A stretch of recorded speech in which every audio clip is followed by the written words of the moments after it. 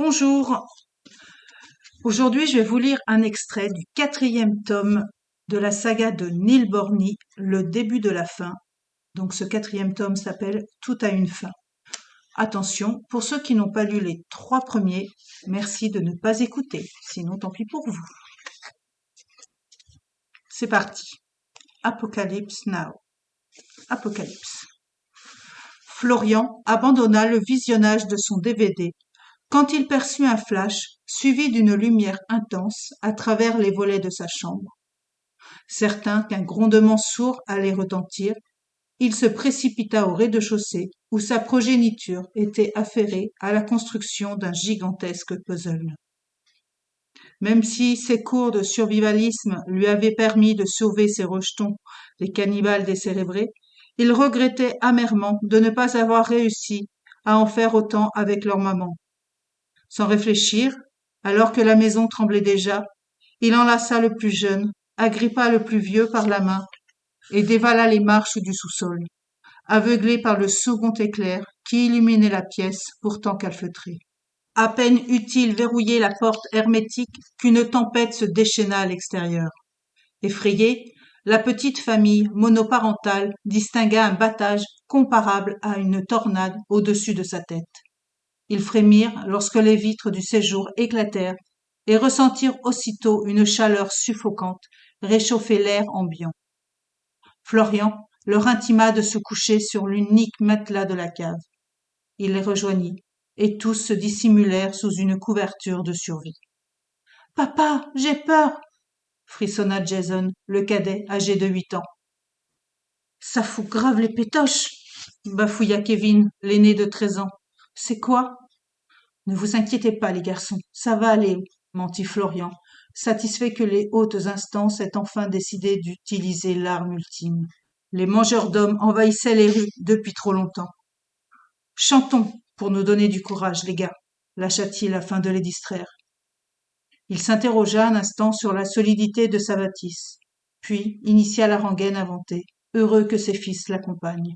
« Toi, le zombie puant, si je te croise, je te pète les dents. Toi, le zombie qui pue, n'approche pas de mon cul. Si je te croise dimanche, je te fous un coup de manche. Si je te croise lundi, tu l'emporteras pas au paradis. Si je te croise mardi, je te couperai le trilili. Si je te croise mercredi, j'attraperai mon Uzi. Si je te croise jeudi, jeudi. Le vendredi, tout est permis, même de trucider les gros moches tout moisis. Et le samedi aussi. L'ouragan passé, Florian ordonna à ses enfants de ne pas bouger. Il vérifia la protection en amiante collée sur l'accès et farfouilla dans une armoire pour en extraire un paquet qu'il ouvrait frénétiquement. Après avoir avalé un cachet, il en distribua un à chacun avec une bouteille d'eau. « Qu'est-ce que c'est, papa ?» grimaça Jason, la bouche déformée par la pastille peu appétissante. « C'est de l'iode, mon bouchon. C'est un médicament très utile avec ce qui arrive. Ne le recrache surtout pas, on est bien d'accord. »« Oui, papa. » Kevin engloutit le comprimé sans rechigner, puis fixa son père qui examinait sa montre. Il évita de le questionner, il finirait par tout leur expliquer. Florian alluma une torche et s'assit près de ces têtes blondes pour lesquelles il aurait donné sa vie. « Nous devons rester ici, un jour et une nuit. Après ça, nous déménagerons. »« Mais les croqueurs, pas ?» s'alarma Kevin. « Ce que vous avez entendu, les gars, c'est Paris qui a explosé. » « Paris a explosé ?» s'enquit Jason. « Tu dis des bêtises, Paris est trop grand. »« Non, mon boulon, tu peux me croire, Paris n'existe plus. »« Même le zoo de Vincennes ?»« T'es bête, Jason, » ricana Kevin. « C'est pas à Paris. »« Même le zoo de Vincennes, mon Jazou, » confirma Florian, la mine dépitée. « Mais les animaux ?» balbutia Jason, les larmes aux yeux. « Ils sont tous morts ?»« Non, mon canard. Ils étaient partis bien avant tout ce bazar. Rappelle-toi, les animaux ont un 6e sens, contrairement à nous. Ils savent quand ils doivent fuir. Et crois-moi, ils ont décompé depuis belle lurette. »« Ouf, j'ai eu peur, papa. »« C'est normal, mon chéri, » dit Florian. Il le serra contre lui avec tendresse et lui déposa des baisers sur le front. « Super, » les interrompit Kevin. « Il y a un 1000 bornes, ça vous dit une petite partie ?»« Yeah !» approuva Florian. Youhou! Ajouta Jason, ayant déjà oublié la disparition de la capitale. Now, cher John, ne m'en veux pas d'avoir appelé ainsi mon journal intime. Cela faisait une éternité que je désirais me confier. Je me remémore encore cette affreuse journée où Bernie t'a mis en terre. Nous n'avons pas beaucoup parlé, mais tu me manques et tu resteras jamais gravé dans mon cœur. Je pense à toi tous les jours, et je donnerai cher pour que tu sois toujours parmi nous. Figure-toi que je viens de survivre à une explosion nucléaire, et la seule chose dont j'ai envie est de coucher mon trop-plein d'émotions ici. Ensemble, nous avons bravé 1000 dangers, affronté des créatures assoiffées de chair humaine, mais tout comme moi, tu n'aurais jamais pu imaginer que cela pouvait être pire. Nous n'avons pas eu l'occasion d'évoquer les abominations noirâtres que ces scientifiques des accès ont développées, puisque tu nous as quittés trop tôt. Ces monstruosités indestructibles et sans pitié se sont baptisées le tout. Et tu vas rire, bien qu'il n'y ait pas de quoi, c'est Victoire qui dirige ces cochonneries. Oui, la petite protégée de Bernard, celle que tu voulais étriper. Je n'arrive toujours pas à comprendre comment un bébé de 4 ans a réussi à se retrouver à la tête de ce fléau. Logiquement, nous avons éradiqué cette calamité, même si nous avons été obligés de rayer Paris de la carte. Entre nous, j'ignore encore comment une cruche comme moi a pu subsister à tout ça. Aujourd'hui, je suis en sécurité. Je suis enfermé dans le bunker présidentiel sous les vestiges de la capitale. Depuis que nous sommes séparés de nos camarades à Brétigny-sur-Orge, leur absence me pèse. Je songe constamment à eux, Adèle, Nelly, Clémence, Gabriel, Tony et notre ami commun, mon Bernie. Les enfants qui ne le sont plus, avec tout ce qu'ils ont subi, me manquent également. Théo, le fils de Louis, sa petite copine Aurore, Philippe, Bouli et Sibylle, sans oublier le chimpanzé Germain, et Roger, le rescapé du laboratoire dans lequel nous étions réfugiés. L'abri anti-atomique où je suis en compagnie de Mathieu, Slimane, Irina, Cindy, Victor et Louis est assez spacieux. Il contient suffisamment de nourriture pour tenir un bon bout de temps. Tu aurais aimé connaître Cindy. Sous ses allures de bimbo manucurée, cette fille est une véritable bénédiction. Elle est vivante, mais possède les mêmes capacités surnaturelles que Victor. En revanche, le pauvre ne bouge plus depuis l'explosion, et j'ai peur qu'il ne se réveille jamais. Tout comme toi, ils font désormais partie de ma vie, et pour paraphraser Nelly et ton copain Charlie, nous sommes devenus une famille. Chacun d'entre nous a toujours été prêt à mettre sa vie en péril pour le bien de tous. Ce n'est pas rien. Sinon, je te confirme avoir trouvé l'amour, le vrai, l'unique. Je suis naïve, mais je sens au fond de moi que le type horripilant, énervant, exaspérant, mais ô combien attachant qu'est Louis, est mon âme sœur. Tu vas me dire que mes pensées sont celles d'une midinette en mal d'amour, et tu n'as pas tort. Son côté loufoque, auquel je n'aurais jamais adhéré une seconde dans mon existence d'avant, est une source intarissable de bonheur pour moi. Le cœur a ses raisons, dirais-je. Louis me répondrait sûrement, à l'aise, Blaise. C'est tellement crétin, mais tellement lui. Malgré son humour lourdingue et souvent, beaucoup trop souvent, pénible, il parvient à faire de l'ombre au malheur que nous endurons, et ça n'a pas de prix. Oui, je suis cucul à praline et j'appréhende un peu les moments que nous allons vivre cloîtrés dans cette satanée forteresse souterraine. Je croise les doigts pour que l'avenir ne me joue pas encore un vilain tour. Je pense fort à toi, John, et où que tu sois, j'espère que tu es en paix avec toi-même. Natacha. Première partie. Le 8e passager. Chapitre 1. Une petite goutte pour la route. Après s'être engouffrés dans le colimaçon dérobé de la suite présidentielle, les monstruosités dévalèrent frénétiquement les 380 marches à la poursuite des humains qui avaient osé les défier. Les horreurs salivaient d'avance devant ce festin providentiel, galvanisés par la fureur de leur souveraine.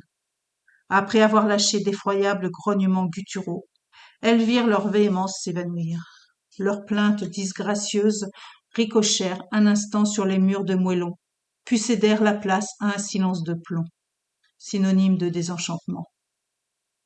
Face à l'accès de l'abri anti-atomique, les créatures déployèrent leurs tentacules, et martelèrent la porte blindée sans relâche. L'obstacle demeurait infranchissable. Un grondement interrompit leurs tentatives inutiles. Laissant son éveil, elles perçurent les supplications de leurs semblables et paniquèrent en sentant une chaleur insupportable envahir les lieux. Leur épiderme charbonneux se hérissa quand une violente onde de choc se propagea dans la circulation verticale, aussitôt suivie d'un torrent de flammes. Le feu divin vitrifia instantanément les prédateurs dans un élan éternel. Comme aimantés, leurs corps s'amalgamèrent aux parties métalliques de la construction. Les dernières abominations en vie s'évertuèrent en vain à protéger leur reine, laquelle s'acharnait toujours à forcer l'ouverture de bunkers. La bave aux lèvres, Victoire vociférait en malmenant le lourd battant qu'elle parvint à entrebâiller. Elle eut juste le temps de verser une larme de colère avant de subir les affres du rayonnement atomique. Elle se réjouit d'observer la fine gouttelette s'immiscer dans un interstice du sol. Incapable de savoir si son présent corrompu s'était réfugié au sein d'une micro-fissure de la dalle en béton armé, elle se plaqua sur la faille pour faire barrage aux brasiers et aux émissions électromagnétiques expulsées par l'arme destructrice. Affligée d'entendre les clameurs de ses suppôts éparpillés dans la capitale, elle serra les dents en exhalant les effluves de son enveloppe qui fondaient sous l'intensité de la fournaise. Elle hurla tout son saoul avant de sombrer dans le néant. Chapitre 2. Sursaut. Immergé dans un délicieux songe, Victor souriait quand il ouvrit les yeux.